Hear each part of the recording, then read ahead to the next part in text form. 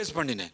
அதை நினைச்சு கவலை, இதை நினைச்சு கவலை, எல்லாத்தையும் நினைச்சு கவலை. ஐயோ அவரை நினைச்சு கவலை, அவன் நினைச்சு கவலை, அப்படியெல்லாம் யோசிக்க வேணாம். ஒவ்வொருத்தரை நினைச்சு கவலை, கவலைப்பட்டு கடைசியில கர்த்தர் கேட்டார், என்ன ப்ராஃபிட் உனக்கு? கடைசியா என்ன நடந்தது? பெரிய வியாதி ஒன்று வந்து அடிச்சது, நெஞ்ச பிழிஞ்சது, இருதயத்தை திறந்தது. தேவையற்ற காரியம். என்ன செய்ய போறோம்? நீங்க எனக்கு யாராவது சொல்லுங்க, நான் கவலைப்பட்டு நிறைய ப்ராஃபிட் ஏதாவது கிடைச்சதுன்னு சொல்லுங்க யாராவது. ஒருத்தட்டையும் இல்லை. பிறகு என்னத்துக்கு? ஐயோ என்ற பிள்ளைகளை குறித்து ஒரே கவலை. ஓகே, எல்லாருக்கும் இருக்கு அந்த கவலை. பட்டு என்ன நடந்தது? ஒன்றும் இல்லை. அவர் வாழ்வார்கள்.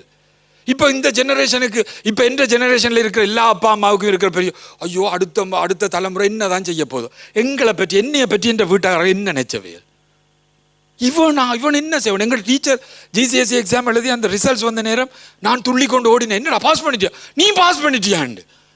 அவர்களுக்கு நம்பிக்கை இல்லை வாழுவேன்ட்டு. யாருமே எங்களை நம்ப இல்லை. நான் சொல்லுகிறேன், யாரும் நம்ப தேவையில்லை. தேவன் பார்த்து கொண்டு இருக்கிறார்.